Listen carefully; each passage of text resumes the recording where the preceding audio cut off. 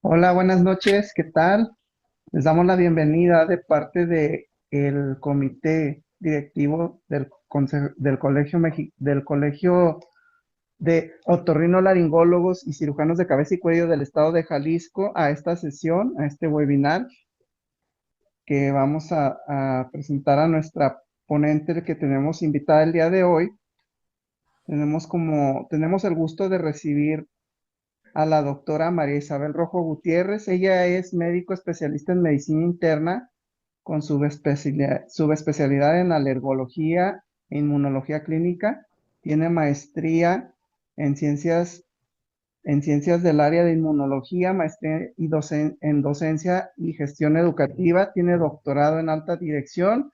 Es expresidente del Colegio Mexicano de Inmunología Clínica y Alergia y es presidente del Consejo Mexicano de Alergia e Inmunología. También es coordinadora del Comité de Alergia en Piel, presidente del Comité de Urticaria World Allergic Organization y presidente actual de la Sociedad Latinoamericana de Alergia, Asma e Inmunología.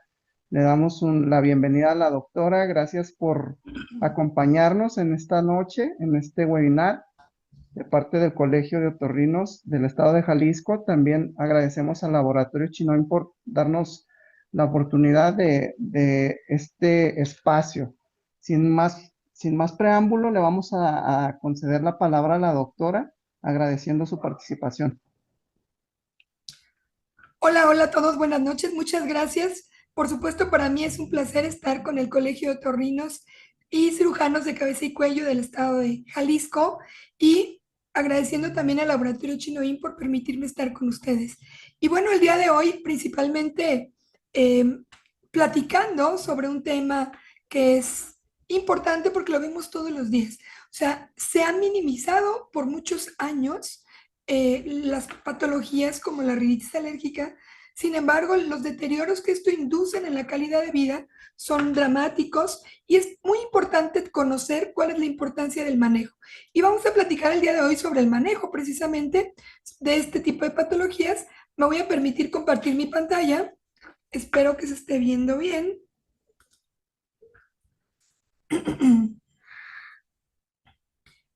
Y bueno, vamos a hablar sobre el uso eficaz de los esteroides, principalmente en esta patología. Este es mi conflicto de interés y aunque el día de hoy me invita al laboratorio Chinoín, he trabajado para muchos otros laboratorios.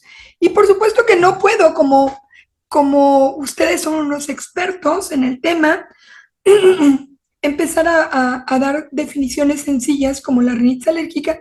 Sin embargo, no debemos perder de vista en este momento que es una enfermedad inflamatoria crónica. Y al ser una enfermedad inflamatoria crónica, provoca manifestaciones crónicas que deben ser tratadas en forma constante durante periodos muy largos. La prevalencia es muy alta, hay estudios en muchos lugares del mundo que van hasta el 63% y se habla que hay más de 600 millones de personas en el mundo enfermos de rinitis alérgica. Y por si esto no fuera suficientemente malo, sabemos que más o menos una tercera parte tienen asma. Y si de mocos nadie se muere, pues de asma sí mueren. Más de 200,000 personas mueren en el año por asma. Y tenemos que, por supuesto, conocer cómo podemos evitar esa secuencia, evitar que el paciente progrese hasta una enfermedad pulmonar grave. La prevalencia va aumentando conforme va pasando el tiempo y esto obedece a muchos cambios climáticos, a la contaminación ambiental, por supuesto, y a las comorbilidades que les mencionaba. El efecto del medio ambiente es dramático, es fundamental, ya que sabemos que la contaminación ambiental, a través de todas las moléculas que libera, aumentan la permeabilidad del epitelio y favorece que penetren los alergenos. Aparte, es una molécula, son sustancias que cubren a los alergenos y los convierten en inmunógenos más potentes todavía. Es por eso que hay muchas más alergias ahora que anteriormente. Y todos estos fenómenos inducen una inflamación, una activación de sensores epiteliales a nivel nasal y a nivel bronquial también, donde se liberan moléculas que se llaman alarminas. Las alarminas ahora sabemos muy claramente que es la interleucina 33, la interleucina 25 y la linfopoyetina estromal tímica, que son moléculas que favorecen la inflamación TH2, es decir, favorecen el fenómeno alérgico. Aparte de esto, las partículas que vienen en la contaminación ambiental transportan también a los alérgenos y activan la respuesta inmunológica. Por otro lado, la urbanización y todo esto que se ha desarrollado grandes ciudades ha provocado que se concentren los pólenes en ciertas áreas, en ciertas ráfagas de viento y que estos pólenes cambien también sus ciclos de polinización por efecto del cambio climático. Los pólenes que antes polinizaban a lo mejor una vez al año, perdón, ahora pueden polinizar 2 o más veces al año de acuerdo a estos cambios que se han surgido en el clima. Y por supuesto la distribución de los alérgenos también va cambiando. Y esto no solamente obedece al cambio climático y a los vientos, también obedece al comercio, al que ahora llevamos y traemos cosas de un lado para otro. Y todo este aumento en la comercialización ha favorecido que también se conviertan en disruptores químicos, porque todas estas moléculas que son naturales, como los pólenes, que van mezclados con estas sustancias químicas del medio ambiente, empiezan a provocar disrupción del sistema inmune y del sistema endocrinológico. Por otro lado, el estilo de vida pues ha cambiado. Ahora nos exponemos menos al ambiente natural, estamos con lugares interiores más tiempo encerrados y expuestos a menos microbiota y más alérgenos, más pólenes, más hongos, más caspa de animales, más ácaros. Y eso favorece, por supuesto, que el medio ambiente nos esté deteriorando el sistema inmune. La ventilación también es deficiente en la actualidad. Y bueno, otros fenómenos como las conductas actuales que pues, todos los hijos ya casi todos nacen por cesárea y esto disminuye la colonización y la microbiota benéfica en esos pacientes, el uso temprano de antibióticos, por supuesto que alteran el desarrollo inmunológico y la falta de exposición a alérgenos antígenos inmunomoduladores. Hace mucho se acuerdan que nos decían las abuelas, déjalo que se inmunice y bueno, lo vemos, la teoría de la higiene es eso. Sabemos que los primogénitos, que son los hijos que menos se exponen a bacterias patógenas, porque no los dejamos andar en el piso, les servimos todo, los chupones, las mamilas, el agua, hasta el agua hervimos, y hasta el agua purificada la hervimos, y esto obviamente disminuye la exposición a patógenos, a sustancias alérgenas inmunomoduladoras, no a patógenos, sino a antígenos moduladores. Y por supuesto que esto también está relacionado a la lactancia, que también ha disminuido.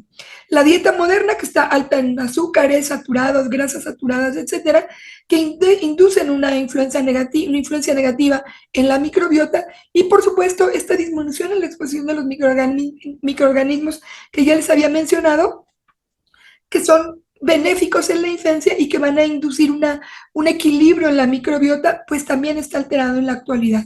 Todos estos obviamente son inmunomoduladores y que van a estar modificando nuestra respuesta, provocando, por supuesto, que sean enfermedades muy prevalentes. Este es un estudio que los otorrinos presentan cada año y el año 2023 fue dedicado a la rinitis alérgica, que es el estudio ICAR, que es el consenso internacional sobre rinitis alérgica, y que ahí se habla muy claramente la frecuencia en la que este padecimiento puede presentarse. Hasta el 8.5% de los niños menores de 7 años y hasta el 15% entre los de 13 y 14 años. Esto coincide más o menos con los estudios de ISAC que se han hecho en el mundo, en Latinoamérica es uno de ellos. Sin embargo, los porcentajes, las estadísticas son un poco mayores porque se estudian poblaciones mucho más grandes de latinoamericanos. En México se reporta en un estudio que reportó el año pasado el INER que hasta el 42% de la población tiene síntomas alérgicos y solamente un porcentaje muy bajo, entre el 7 y el 12%, son atendidos. ¿Desde cuándo presentan los síntomas? Y esto lo pueden presentar a cualquier edad. Sin embargo, va aumentando conforme van los niños creciendo y pueden presentarse desde los primeros 12 meses de vida.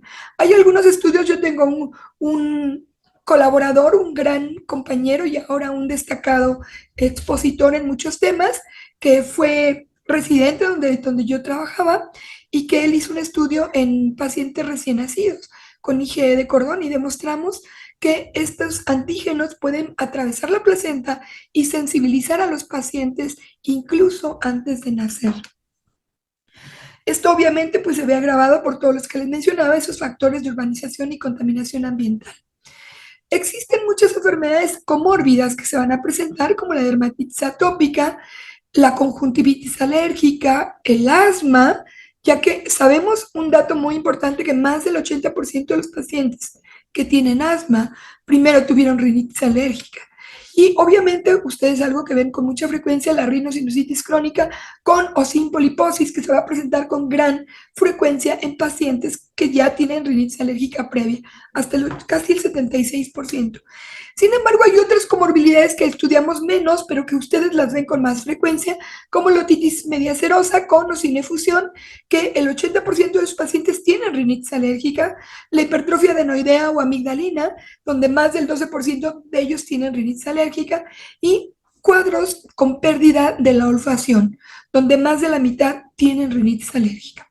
Esto también nos hace pensar en que tenemos una vía aérea unida, y esta vía aérea unida se ha estudiado muchísimo y depende de que tenemos el mismo factor genético aquí y acá. Es evidente que estos factores son definitivos para que se presente la enfermedad. La histología de la vía alta, de la vía nasal y de la vía alta respiratoria pulmonar es la misma. Los mecanismos inmunopatológicos son similares. La continuidad de la vía, por supuesto que es muy claro. Lo que entra por aquí, pues no se va a quedar aquí, va a llegar al bronquio. Y por supuesto, esto es un factor fundamental. Y obviamente estudios que se han hecho con los mediadores y las células que se presentan en este tipo de cuadros que son de tipo TH2. El fenotipo se llama TH2, donde tenemos estudios con pruebas de provocación, donde se induce una respuesta nasal con gotas nasales, con un antígeno a nivel nasal, y que 20 o 30 minutos después empiezan los eosinófilos a infiltrar también el bronquio, empiezan a expresarse moléculas de adhesión como las ICAM1 o las BCAM1, las S-lectinas también en ambos tejidos. Esto nos demuestra que este estímulo, aunque se quede ahí, la respuesta es generalizada. Les decía que el epitelio es similar en la parte alta de la vía respiratoria, pseudoestratificado columnar, igual que en la parte bronquial. Por lo tanto, es evidente que tenemos las similitudes en estas partes. Y hay una fuerte interacción entre los alergenos, los virus, bacterias, antígenos, que no es porque no sean alergénicos. O sea, un virus, una bacteria o el humo o la contaminación provocan una disbiosis también y provocan activación del epitelio con liberación de alarminas. Y estas alarminas favorecen la respuesta TH2 y obviamente es por eso que conocemos al reflejo naso-faringeo y el naso pulmonar. Por supuesto, esto obedece en parte a esta fenómenos, estas enfermedades que son comórbidas, que hemos llamado malamente, porque no son, en realidad no es la marcha atópica como tal, pero hemos llamado marcha atópica, estas interacciones recíprocas en la vía alta y baja, la microbiota sinusal y la microbiota que es la misma y que se ha demostrado con estudios en pacientes sanos, y que esta respuesta inflamatoria TH2 se da como una respuesta en ambas áreas. Y obviamente los factores ambientales pues influyen a todos los ambientes. Algo que no se platica mucho, pero yo se los voy a platicar, estos fenómenos también obedecen a una alteración genética en la cual hay una disrupción en cuanto a las uniones intercelulares en los epitelios. Estas uniones desmosómicas y las aclaudinas y las claudinas que se dan a nivel nasal y que también se dan a nivel pulmonar con otro tipo de proteínas, están débiles y no permiten una recuperación epitelial rápida y esta destrucción epitelial favorece la penetración de alergenos. Por otro lado, cuando se da la respuesta TH2, hay liberación de algunas interleucinas, como la 4, la 5 y la 13. La 13 disminuye la viscosidad de la mucina. La 4 y la 13 disminuye las uniones intercelulares. Aparte, depende del antígeno, los antígenos como los ácaros o algunos hongos contienen proteasas que destruyen estas uniones epiteliales, favoreciendo la penetración de estos alergenos. Entonces, hablamos poco, pero de las uniones, del daño de barrera, sin embargo, es muy importante en la actualidad. Se ha estudiado mucho en dermatitis atópica, pero esto se da en la piel, en los pulmones, en la nariz, en el estómago, en cualquier epitelio se da esta disrupción de barrera. Y esta, por supuesto, inducirá que penetren alergenos o estimulantes, no necesariamente alergenos, sino irritantes como el humo, la contaminación, etcétera, y que induzcan una liberación de alarminas, que ya les había mencionado, la 13, la 25, interleucina 13 y 25, además de la linfopoyetina estromaltímica, y esto favorecer una respuesta TH2. Y esta respuesta TH2 inducir interleucina 5, interleucina 4, interleucina 13, que favorecerán que las respuestas se den en diferentes tejidos, como asma, como rinitis, como alergia alimentaria, como anafilaxia, y que esto lo llamábamos marcha atópica. Sin embargo, en la actualidad este concepto se ha cambiado y se le llama multimorbilidad. ¿Cómo empieza este fenómeno? Y este video es viejito, pero es muy ilustrativo, es encantador el video, donde podemos identificar cuándo penetra un alergeno y qué es lo que le pasa a nuestro tejido cuando lo reconoce y empieza a producir anticuerpos. Y aquí lo vamos a ver porque cuando un alergeno penetra a través de un epitelio que puede estar dañado porque ya estaba la contaminación o algún virus o genéticamente tiene ese defecto, y este alérgeno penetra, es reconocido por la primera línea de defensas. Y esta primera línea son los macrófagos. Y este macrófago específico que está en los epitelios tiene una capacidad de procesar el antígeno, pero también de presentarlo. Por eso se llaman células presentadoras de antígeno. Entonces lo degradan y lo presentan. ¿A quién se lo presentan? A los linfocitos cooperadores, que genéticamente estos pacientes y por estímulo ambiental de las interleucinas van a ver más cooperadores TH2 y que estos cooperadores TH2 van a liberar interleucinas como la 4, la 5 y la 13, que van a hacer muchos efectos en muchos lugares, pero uno de esos efectos que es muy importante son los linfocitos B. El linfocito B se empieza a activar y a producir anticuerpos. ¿Anticuerpos de qué clase? De la clase IgE. Y la IgE no se queda circulando como cualquier otra interleucina, digo, cualquier otro anticuerpo. Este se pega en la superficie de los mastocitos y los deja sensibilizados. De tal forma que cuando este mastocito vuelve a ver al antígeno, esta célula se degranula y libera los mediadores que ya tiene adentro. ¿Cómo qué? Como la histamina, prostaglandinas, tromboxanos, que van a ser proinflamatorios. Además de sus moléculas proinflamatorias que se empiezan a liberar, pues se empiezan a producir algunas nuevas, como los leucotrienos y algunos otros. Esto inducirá lo conocido ya en las enfermedades alérgicas como el broncoespasmo, la hiperproducción de moco y la vasodilatación que estos pacientes presentan. Uno de los daños que se presenta es que los eosinófilos migran y llegan al epitelio. El eosinófilo, cuando se rompe, libera proteínas destructoras del epitelio y lo destruye. Vean esta imagen. Esto desepiteliza y deja las terminaciones expuestas. A esta ahora el paciente que inició todo como un fenómeno alérgico, a lo mejor al polvo, ahora le da con el frío, con el cloro, con el humo, el detergente, porque el nervio está expuesto. Esto le llamamos hiperreactividad nasal. Por lo tanto, todos estos mediadores inducirán el prurito, el edema, el moco y algo muy importante que es el infiltrado de eosinófilos, que van a provocar una remodelación, una destrucción del epitelio, que es una manifestación mucho más tardía y mucho más seria de la rinitis. No debemos olvidar, con lo que ya les acabo de mencionar, las alarminas, que no solamente se liberan por los alergenos, se liberan por virus, por bacterias y por cualquier otro irritante epitelial, y que esto favorecerá la TH2 y la TH2, la producción de IgE, y la IgE producción o liberación de mediadores a través de los mastocitos. Y todos estos mediadores inducirán una respuesta de los eosinófilos, y el eosinófilo pues provocará destrucciones mucho más importantes de los epitelios. Esto quiere decir que todo este fenómeno inmunológico que está ocurriendo tiene etapas, una etapa inmediata donde se libera principalmente histamina y que va a causar prurito, rinorrea, estornudo. Ajá. Pero después va a haber una etapa mucho más lenta que va a tardar varias horas, que está dada por leucotrienos y prostaglandinas.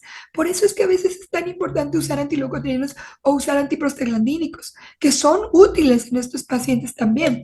Sin embargo, si no manejamos en forma correcta y por el tiempo necesario, habrá un problema crónico con una falla en la reparación tisular y un daño mediado por eosinófilos. Esto nos hace pensar que tenemos una respuesta inmediata, una respuesta tardía y que el tratamiento tiene que estar enfocado a ambas, a la respuesta inmediata y a la respuesta tardía. ¿Cuáles son los alergenos que producen la reacción? Los comunes, ácaros del polvo, pólenes, hongos, insectos, caspa de animales y cada vez más raros animales, ¿eh? Porque a lo mejor hace varios años teníamos respuestas al perro y al gato, ahora tenemos a los cobayos, a los conejos, a los caballos, un montón de animales que ahora los pacientes tienen en sus domicilios y que provocan reacciones. Y algo que no quería dejar pasar, que son los alérgenos emergentes. Los alérgenos emergentes inducen alergias emergentes. ¿Y qué es esto de los alérgenos emergentes? Y bueno, son sustancias que no se encontraban, pero que ahora se encuentran, o que se encontraban y que no eran tan alergénicas, pero que ahora son muy alergénicas y que van a provocar enfermedades alérgicas emergentes. Por ejemplo, manifestaciones que se encuentran con mayor intensidad, con mayor frecuencia y con mayor resistencia a los tratamientos. Obviamente la distribución geográfica es fundamental en este tipo de patologías emergentes porque hay lugares del mundo donde no había, no sé, por ejemplo, un polen de ambrosía. En el desierto había mucho, pero no había en las playas y ahora hay en todos lados, ¿no? Por ejemplo, se me viene a la mente, hay muchos y algunos otros que son nuevos. Hay estudios muy novedosos donde se reportan como estas nuevas sustancias que a veces son porque son nuevas de verdad y a veces son porque taxonómicamente las podemos identificar ahora más fácil y podemos identificar, por ejemplo, algunos pólenes del fresno o del olivo que son parecidos al epazote y a la salsola, que son otras hierbas. Entonces, esos cruces antigénicos dan estas manifestaciones. Los alérgenos emergentes también obedecen a nuevas dietas, por ejemplo, dietas que comen muchos insectos, al uso del sésamo y a nuevas proteínas alternativas. Por ejemplo, aquí puse muy específicamente las troponinas que daban alergia a los camarones. Ahora el paciente no come camarones, pero come chapulines y come insectos que también tienen esas troponinas. Algunos como el alfa-gal que se da en las carnes rojas y que dan manifestaciones en pacientes que han tenido picaduras por algunos insectos. Algunas proteínas defensinas y otras proteínas del cacahuate o algunas proteínas reguladas por las giberelinas que están en algunas vegetales y que dan reacciones cruzadas con otros pólenes.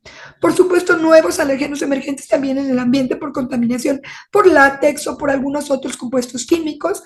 Y uno de los más importantes y que no quiero dejar pasar son los microplásticos. Que los microplásticos no solamente se han asociado ahora a la magnificación de los síntomas de alergia por ácaros, por hongos o por algunas otras cosas, sino que ahora se están asociando a manifestaciones neurológicas importantísimas que se están dando en pacientes expuestos a este tipo de microplásticos y en particular en pacientes que están sufriendo ahora estrés, ansiedad y por supuesto depresión y trastornos del sueño. Esa es una pequeña lista solamente nada más para que sepan que se estudia cada vez más los alérgenos emergentes y aquí hay alérgenos de la ambrosía, de la artemisa, de la marihuana, miren, del cannabis. Y esto se da pues porque el comercio ha sido ya mucho más extenso en todo el mundo y ahora se distribuyen estos pólenes en otros lugares del mundo. Y así como esto, algunos insectos y algunas otras moléculas que se están encontrando en alimentos que se están relacionando principalmente al comercio. ¿Qué dicen las guías en cuanto al manejo y al uso y al tratamiento de la rinitis alérgica? Y bueno, las guías nos van a permitir descifrar cuál es lo más estudiado, cuál es lo idóneo, cuál es lo que tiene mayor evidencia científica. Y últimamente, bueno, se han descrito múltiples actualizaciones, ahora incluso utilizando inteligencia artificial e utilizando eh, encuestas internacionales en donde se habla de la definición, donde se habla de la rinitis que ya habíamos mencionado como una enfermedad crónica causada por IgE, normalmente por alérgenos inhalados. Que las comorbilidades cada vez son más frecuentes, sin embargo las más comunes son asma y conjuntivitis.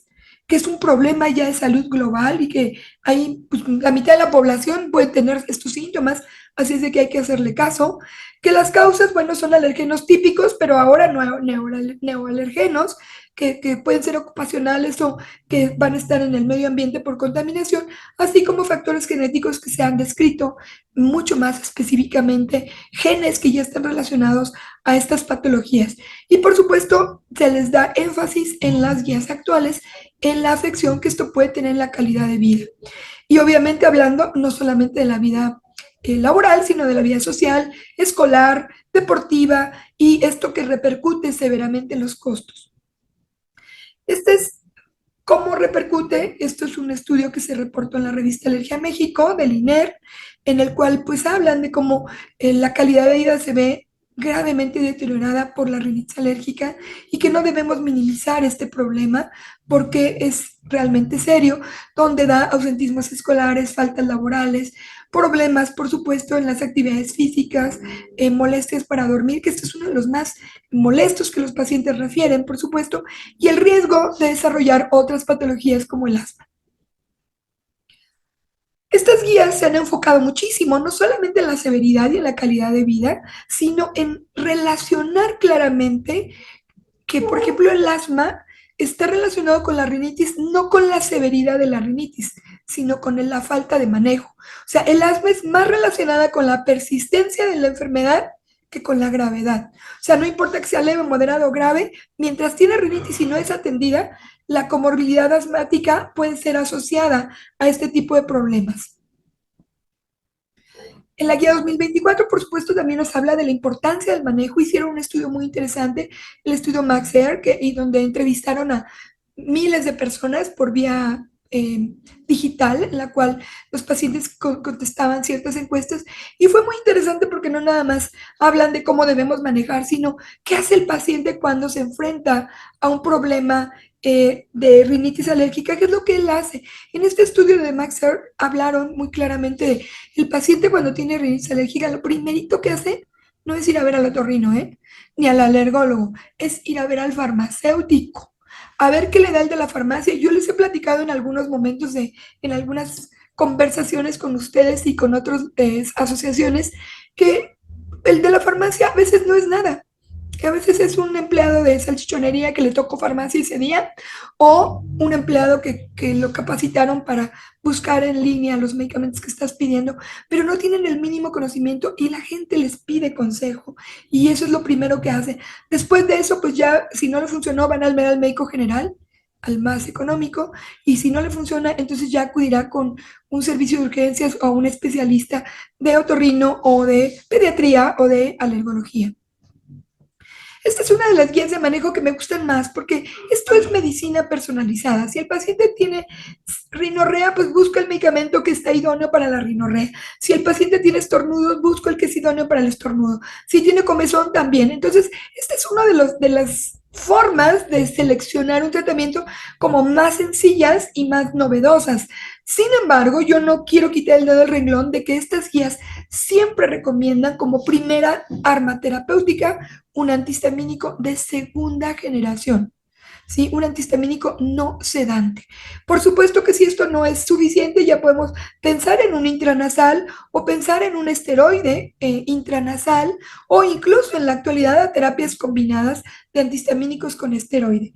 En este consenso, que es el estudio ICAR que les mencionaba, que en el 2023 ellos también reportan que los antihistamínicos de segunda generación son los idóneos para el tratamiento de los pacientes con rinitis alérgica, seguido de los corticoides intranasales. Y algo que me gusta mucho y que, bueno, ustedes lo manejan mucho, pero ya como está muy más en boga, el uso de las soluciones intranasales. El lavado nasal se ha convertido en una herramienta principal y que uno tiene que dar como plan terapéutico al paciente para el control domiciliario. Y que bueno, por supuesto que los antihistamínicos, los esteroides intranasales y las soluciones salinas se han convertido en nuestras herramientas principales. Sin embargo, yo no puedo evitar pensar que existen otras cosas como los corticoides sistémicos, las terapias combinadas o incluso la inmunoterapia en algunos casos, que que también está indicada en algunos casos que se demuestra el fenómeno alérgico. Específicamente platicándole de los corticoides, pues sabemos que se unen a su receptor, el esteroide, y este glucocorticoide es transportado a través de una proteína transportadora, chaperonina, hacia el núcleo. Y en el núcleo lo que hacen es apoderarse del factor nuclear kappa B, que es una molécula que permite la transcripción de proteínas. Esto quiere decir que un estímulo inducirá una respuesta similar para transcribir proteínas, pero un esteroide inhibe esta transcripción proteica, por lo tanto, disminuye la expresión de múltiples moléculas a nivel nuclear. La transrepresión, que es ese fenómeno en el cual inhibimos la producción de ciertas sustancias a nivel celular, reduce la producción de interleucina 1, 2, 3, 5, 6, 8, 12, interferón gamma y todo, interleucina 4, interleucina 5, todas las que hemos mencionado que son proinflamatorias se disminuyen. Obviamente, al no permitir esto, tampoco permite la producción de moléculas de adhesión. Por lo tanto, la migración celular se reduce. Obviamente, la célula, el mastocito, requiere la entrada de calcio para poder degranularse y también los corticoides disminuyen la entrada de calcio y actúan sobre el mastocito, disminuyendo la producción de mediadores y disminuyendo el efecto que esto puede tener a nivel celular.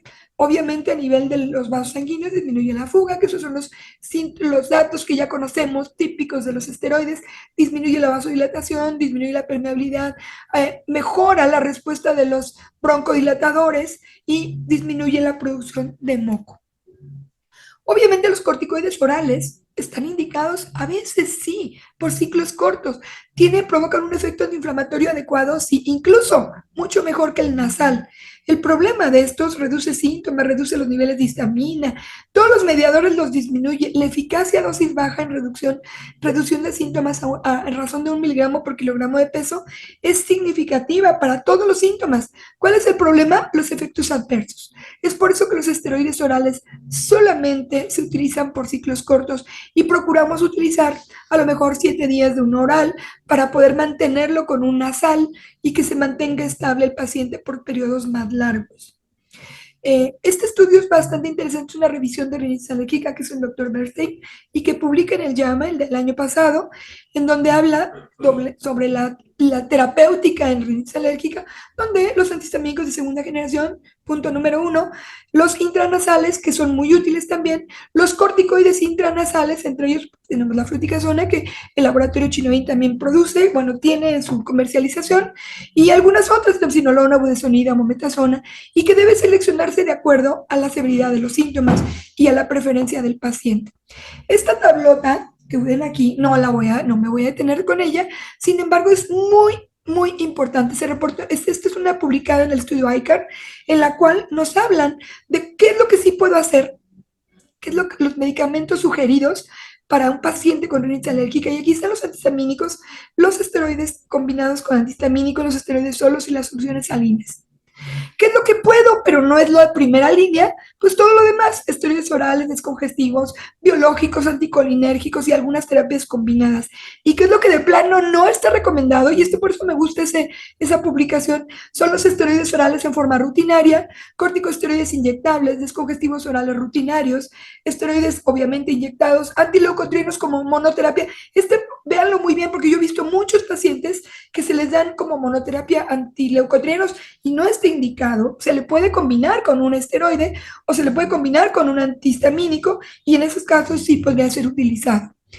¿Qué debo hacer entonces si hay un montón de medicamentos? Tengo que buscar el idóneo de acuerdo a la eficacia, a la seguridad, la biodisponibilidad de los productos, al perfil en pediatría o al metabolismo del mismo medicamento. Yo me permití hacer una tabla, esta no la saqué de ningún lado, la hice yo, donde obviamente leí cada uno de los productos, los IPs de cada producto, donde podemos encontrar la mayor parte de los antihistamínicos de segunda generación y cómo podemos ver cuáles algunos datos de seguridad. Por ejemplo, puse como seguridad, hay más, ¿verdad? Pero yo puse aquí como seguridad de la sedación y donde como ellos reportan su sedación baja, ausente o nula, y cómo esto les va a dar cierto número de beneficios. El metabolismo hepático es algo que no me debería afectar si no le estoy dando nada más. Pero si lo estoy combinando con un macrólido, con un otro medicamento, sí tengo que checar muy bien si el metabolismo es hepático o si el paciente tiene alguna manifestación de daño hepático, de daño renal, etcétera. Tengo que verificar muy bien este punto. Si algunos medicamentos tienen metabolismo hepático a través del citocromo P450 y algunos no pasan por el hígado, algunos tienen un paso mínimo y sin tener afección metabólica importante.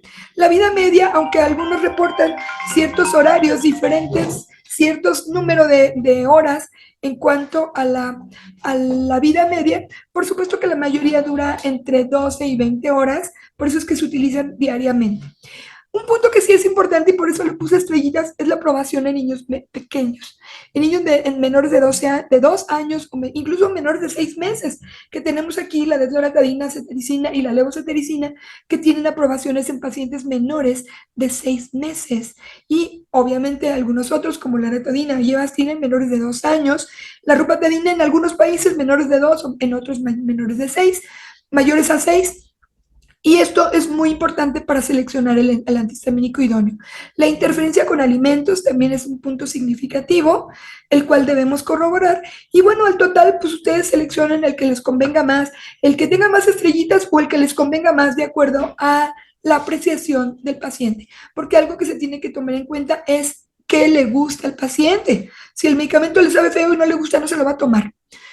Otro punto de eficacia y biodisponibilidad lo puse para los esteroides y también esta tablita me permitía hacerla yo, en la cual encontramos el esteroide, su eficacia, su biodisponibilidad y por supuesto su aprobación en pediatría. Y en donde encontramos que algunos tienen alta eficacia y muy baja biodisponibilidad, que eso es lo que nos debe importar. Recordemos que la biodisponibilidad es la cantidad de medicamento que llega a circulación y eso es lo que podría dar un efecto secundario. Y la eficacia, pues la capacidad de lograr el efecto. Todos son eficaces, sí, todos son, algunos más que otros. Y la biodisponibilidad tenemos que buscar los que tengan menor biodisponibilidad y aprobación en la población pediátrica, ¿verdad? En los adultos podemos usar todos. Y tenemos tres que son los más aprobados en la población pediátrica, que es la fluratofluticasona, mometasona y el propio fluticasona. La mometasona y la fluticasona son las mejores opciones en el embarazo porque son los que tienen categoría B y se pueden incluso usar en pacientes pediátricos en forma prolongada. Son los más seguros, mometasona, fluticasona y ciclesonida, y podemos evitar en lo más posible la beclo y la triamcinolona por su mayor biodisponibilidad. En particular, y esta la puse exclusivamente porque es un producto que Laboratorio Chinoin presenta, la fluticasona, el propionato de fluticasona, inicia rápidamente, tiene alta afinidad por receptores, un gran ventaja es la baja biodisponibilidad y la tolerancia en la población pediátrica, además de la reducción de las moléculas proinflamatorias ya conocidas. No afecta el crecimiento ni afecta el eje hipotálamo hipoficiario y la prescripción es segura. ¿Qué voy a hacer si el paciente no mejora? Y esto es algo que siempre nos preguntamos porque el paciente con rinitis alérgica que tiene un fenómeno inflamatorio, pues a veces no entiende que esto es un proceso crónico y que tenemos que ir reduciendo la inflamación en forma progresiva. Sin embargo, si después de haber dado un tratamiento convencional con antihistamínicos, esteroides, antiinflamatorios, o agregarlo los segundos medicamentos como los AINES o los antileucotrienos, o incluso los esteroides orales, y el paciente no mejora, ya se están aprobando múltiples terapias biológicas para esta clase de pacientes. Y por supuesto, yo no quiero quitar del renglón, porque esa es mi especialidad, la inmunoterapia, que es la única forma de modificar la historia natural de la enfermedad. Para concluir, y porque esto es muy interesante que lo hagamos siempre en forma dinámica, yo tengo un caso clínico y esto es bien chistoso y bien interesante porque aquí van a escuchar lo que dice cada quien. Quiero que me digan qué piensan ustedes, qué dicen ustedes. Y este paciente es JC, tiene 15 años, estornuda diario en la mañana, le da comezón en la nariz también en las mañanas y cuando sale a entrenar fútbol tiene muchísimos mocos que le están escurriendo todo el tiempo. En la tarde, en las tardes y siempre que duerme ronca porque la nariz está tapada, y 2 veces ya presentó episodios de tos intensa catalogado como hiperreactor bronquial, que muy probablemente es que porque él está progresando a un asma. Sin embargo, al paciente le dan antihistamínicos y no mejora. Después van con el médico general, el cual le agrega, además de su antihistamínico por tiempo largo, que estuvo muy bien dado por un mes, lo vuelve a citar y el paciente no mejora. Su papá dice que tiene que ir al otorrino porque segurito tiene la nariz chueca y su mamá dice que tiene que ir al alergólogo para buscar la causa del problema que están encontrando en este paciente, porque ella se da cuenta que el ir al campo de fútbol le aumenta mucho más los síntomas. Sin embargo, el paciente dice que no necesita nada, que él está perfecto, que todos sus amigos son mocosos igual que él y que incluso su mamá y su papá son mocosos igual que él. ¿Ustedes qué opinan?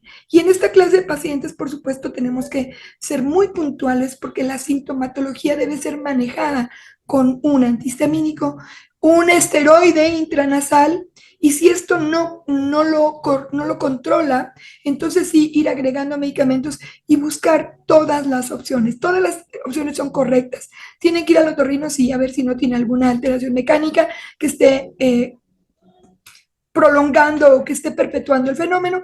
Tiene que ir al alergólogo también, tiene que ir a buscar una causa alérgica que pueda ser el motivo de su comorbilidad tanto nasal como bronquial y no dejar que el paciente lo normalice. Por eso puse este caso, porque el paciente normaliza, para él es súper normal tener mocos o tener comezón o tener estornudos.